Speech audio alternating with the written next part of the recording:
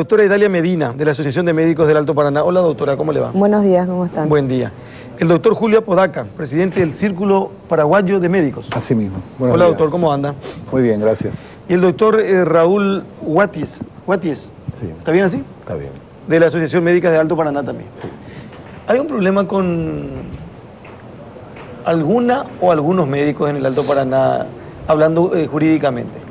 Realmente estamos con unos inconvenientes, realmente las colegas Sofía Oviedo y la otra Olga Cañete están teniendo unos problemas judiciales, ¿verdad? Fueron condenadas por una supuesta negligencia médica cometida en el 2009, que hasta hoy día la justicia realmente no aclara cuál fue, por qué realmente fueron condenadas, ¿verdad? Y eso es lo que hoy venimos a exponer, la preocupación que tenemos como médicos y como gremios ante esta situación que estamos pasando, ¿verdad? Cada día estamos más expuestos a muchas cosas y realmente no vemos justicia.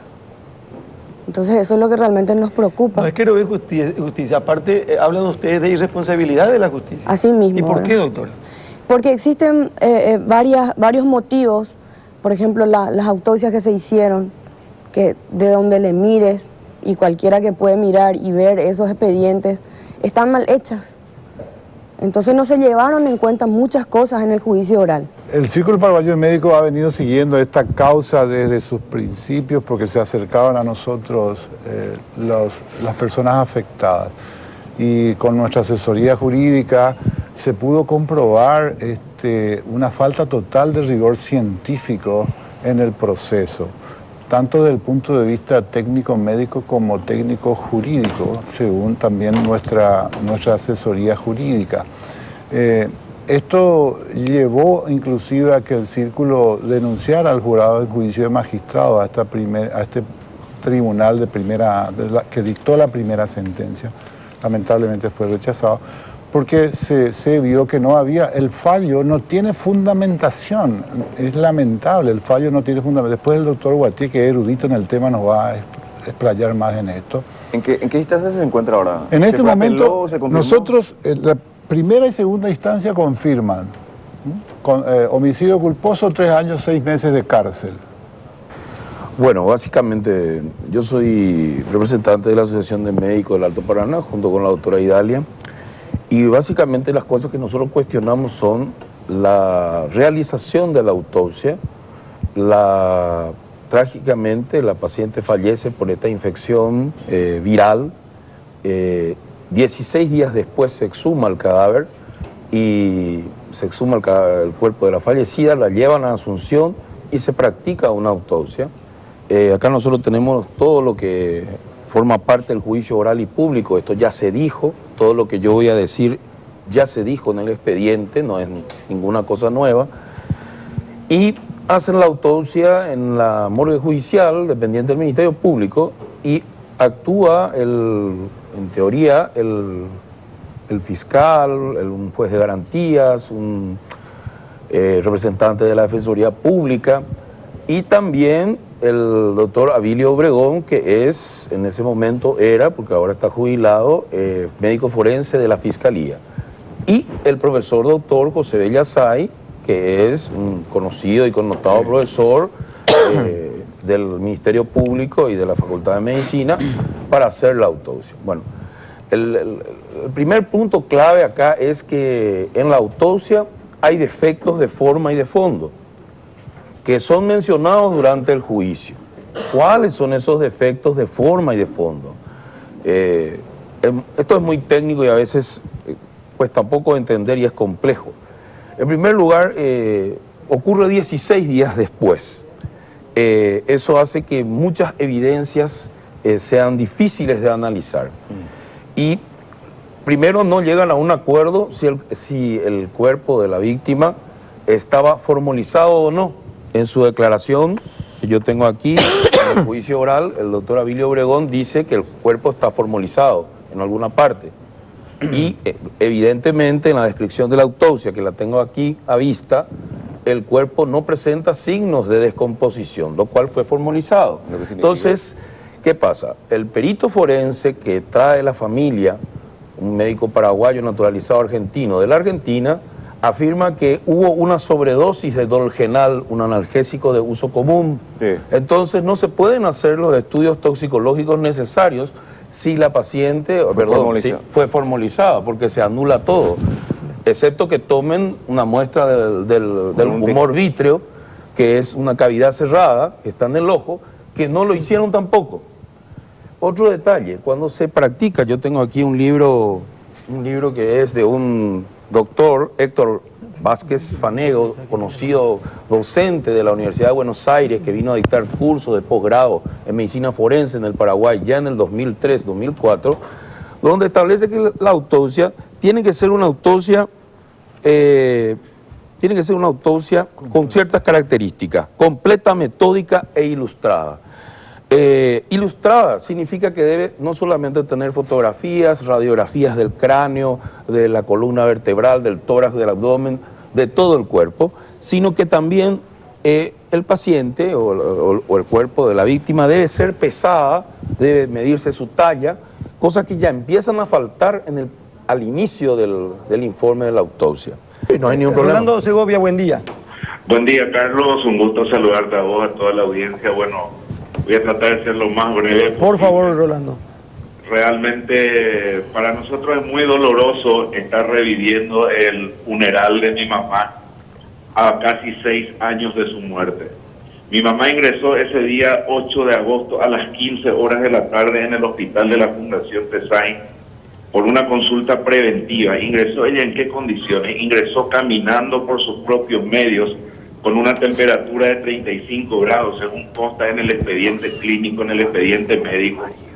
A partir de ahí, ella se le aplica un medicamento el triple de la dosis permitida para un ser humano adulto, y eso se demostró suficientemente en el juicio oral y público.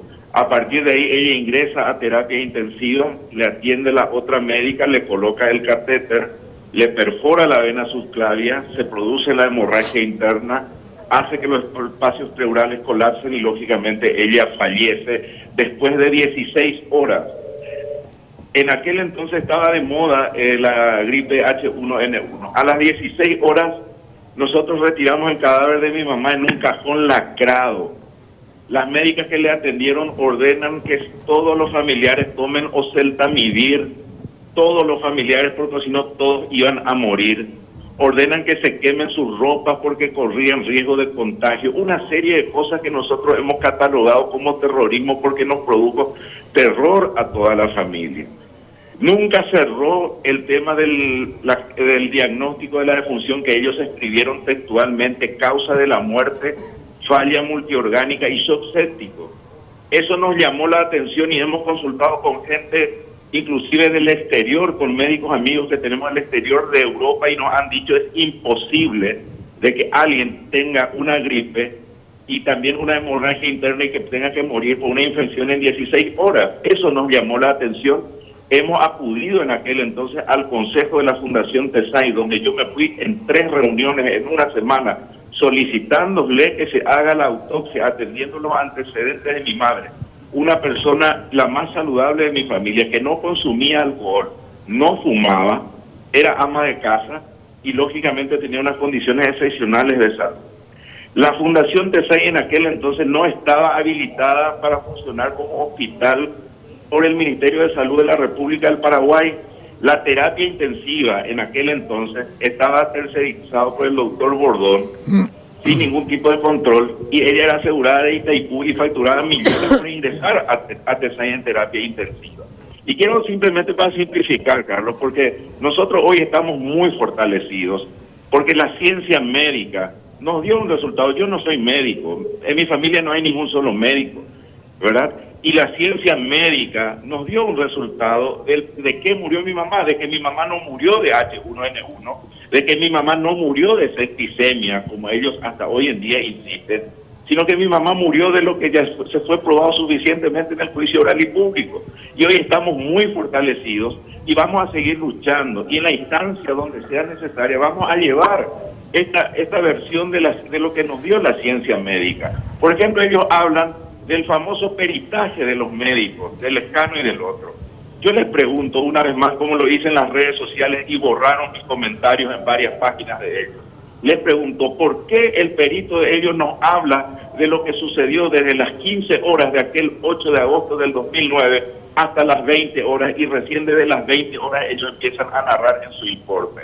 Y la autopsia fue hecho como un anticipo jurisdiccional de prueba, con la presencia de absolutamente todos los elementos que la ley paraguaya exige. Y fue hecho por uno de los profesionales más renombrados en la República del Paraguay, el profesor doctor José Villasay, médico, colega de ellos.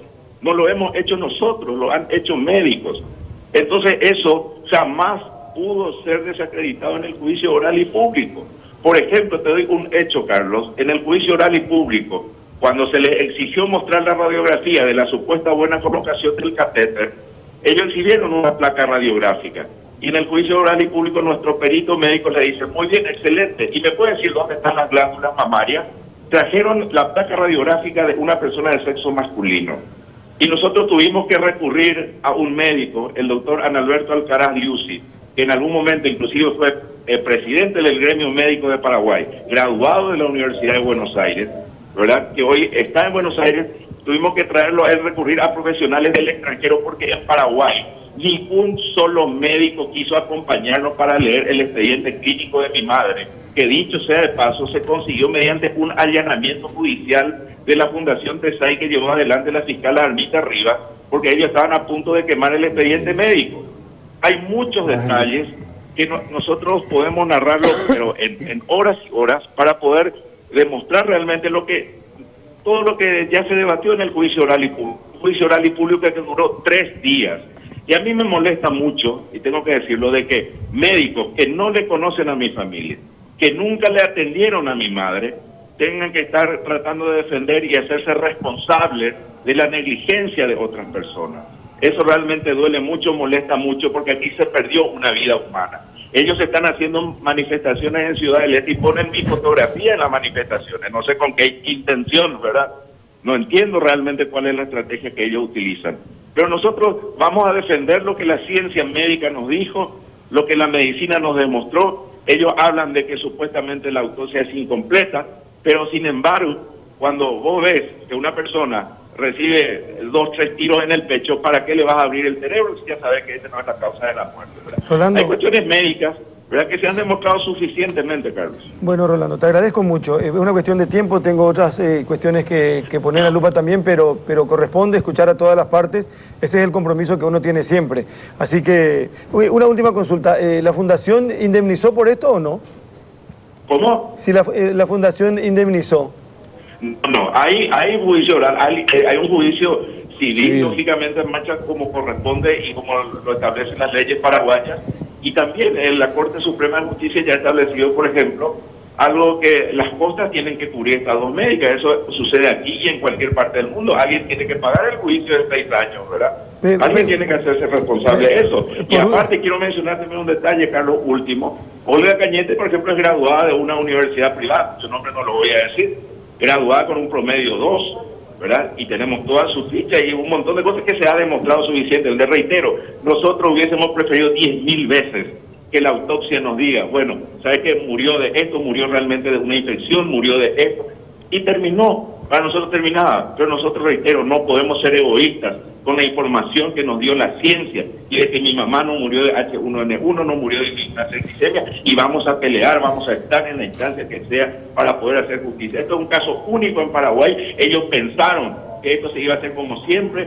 que ellos iban a atropellar el juicio con términos médicos, con términos complicados, que nosotros nos íbamos a traer expertos, y al final se demostró realmente lo que está sucediendo. Te agradezco mucho, Carlos, y nos gustaría mucho también, si se puede, en algún momento que nosotros estemos allí con los elementos que tenemos y que prueban de la verdad lo que sucedió en este caso, donde se perdió una vida humana en Paraguay, en un hospital que en aquel entonces no estaba habilitado para funcionar como hospital. Bueno, muchas gracias, muy amable, Rolando Segovia.